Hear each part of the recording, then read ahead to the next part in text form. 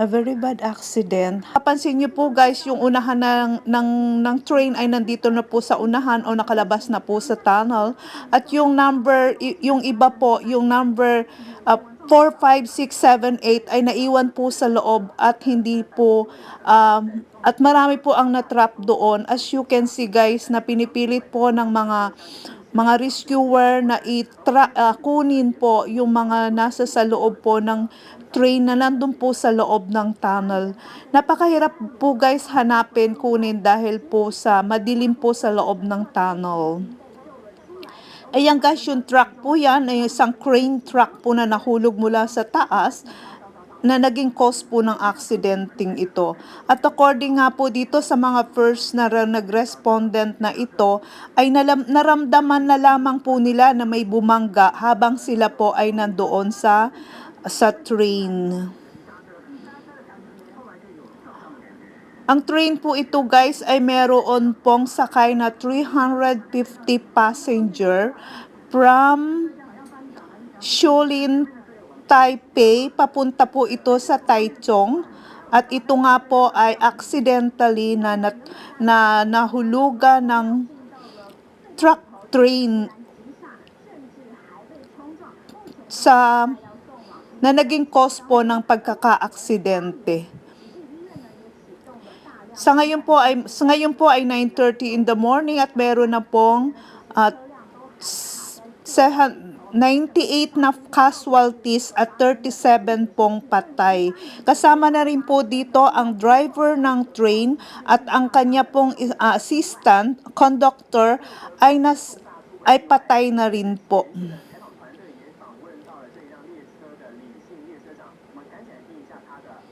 Nahirapan sila guys na kunin po ang mga casualty dahil ang train number 4, 5, 6, 7, 8 po ay naiwan pa po dun sa loob ng madilim na tunnel.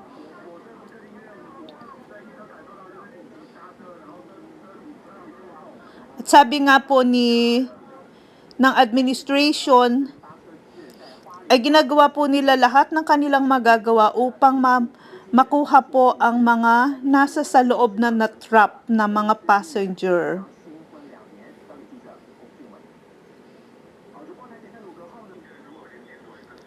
At nasa loob nga po according to the report, ang first respondent po ay arriving sa scene found at least 36 passengers have suffered po at dinala na sa ospital. 72 po passenger are believed ay still trapped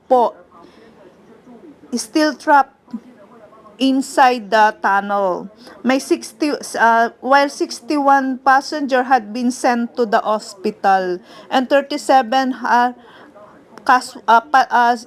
ay patay na po on arrival.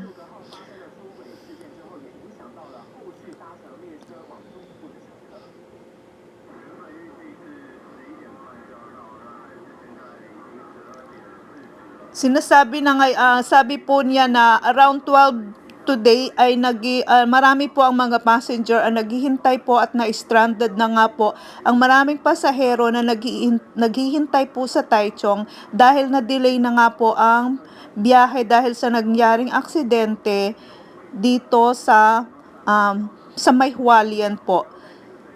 Pagpasok ng train po sa Ta-Ching-Chui, Hualien, Shulin.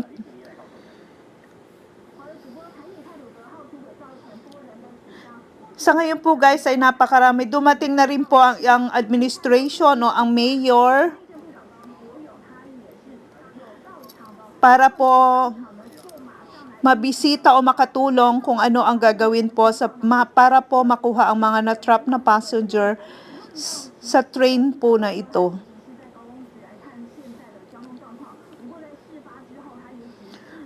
According po sa report,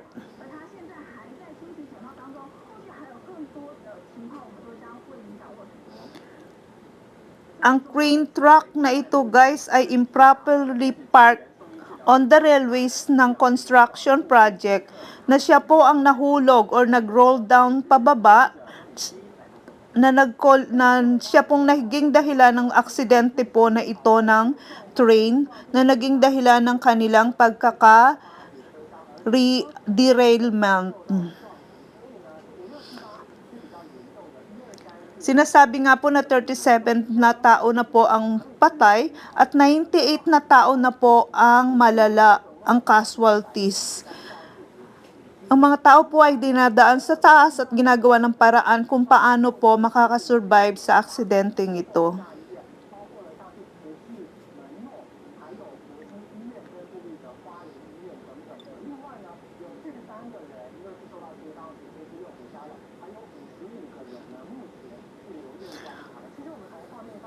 Sinasabi din po na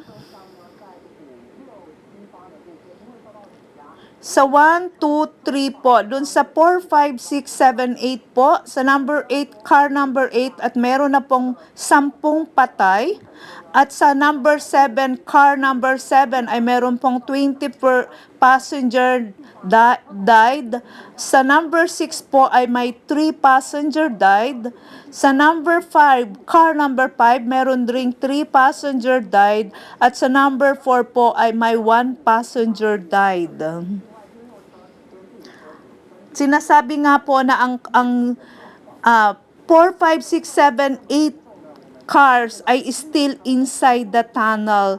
And you can imagine guys that inside these tunnels ay nawalan po ng ilaw, ng kuryente, kaya nahihirapan po silang hanapin yung mga na-trap na nandun po sa madilim na parte po ng tunnel.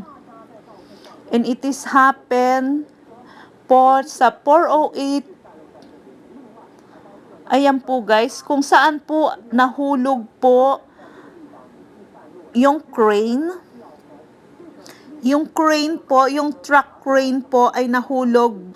Nakataas po yung nasa taas po yung karsada at doon po nahulog yung nakapark na crane sa taas, truck na crane at sa taas, at nahulugan nga po niya yung paparating na train na papunta sa Hualien. Papasok po sa tunnel, which caused accident of the train. The four and the T-Utay, T-Patay, Henyen Chong. Sabi po niya ay malubha daw po ang crane, ang car number 5, number 6, number 7, and number 8 ay malubha po ang kalagayan dahil naiwan po sila sa loob ng tunnel. Kung makikita nyo guys, yan po ang sabi niya. Yung number 1, number 2, number 3 po ay straight po siyang nakapasok sa tunnel, kaya nakalabas din yung unahan. At naiwan na nga po yung straight po siyang nakapasok at naiwan na nga po yung 4, 5, 6, 7, 8 na nagkaroon na nga po, na nagkarambola na nga po or na nagkahiwa-hiwalay na at nag-cause na nga po ito ng pagkabangga-bangga nung 4, 5, 6, 7, 8 na siya nga po na nagkaroon ng maraming casualties at nagkaroon ng maraming patay. Ti-utay, tao, ti-patay, Henyen Chong, sabi po niya ganun. Henyen Chong po guys ay malubha. Malubha po ang kalagayan ng mga passenger nga po guys na nakasakay sa number 5 hanggang number 8 na car or carriage ng passenger na ito. Samantalang po ang car number 1 at number 4 ay mga casualties lang po ang mga passenger dito.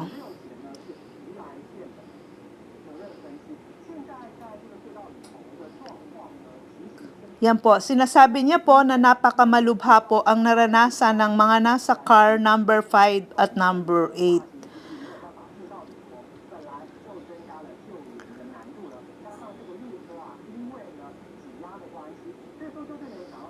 Pinipilit nga po guys ng atin pong mga rescuer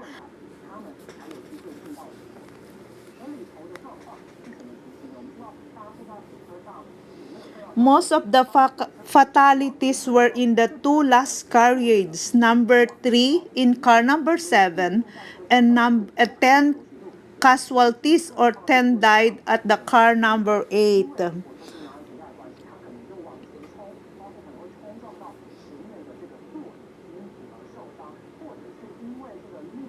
The car number 2 and 3 po slumped into the walls of the tunnel, and the cars 4 and 5 soon followed. The car number 3 through number 8 are all reported po na nasa loob pa ng tunnel at doon nga po na aksidente.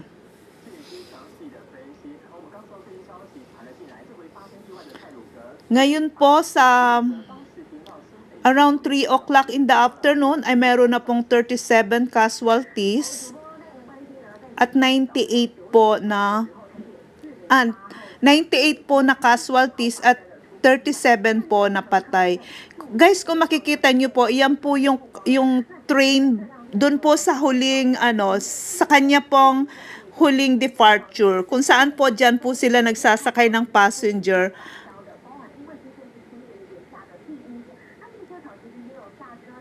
Ayan po yung train, guys. Nung nagsasakay pa lang po sila ng passenger sa Chongde Station.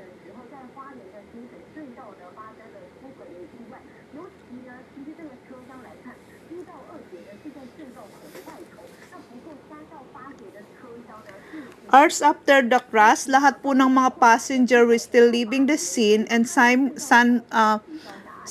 of the passenger po, guys, ay still trapped on that inside the train.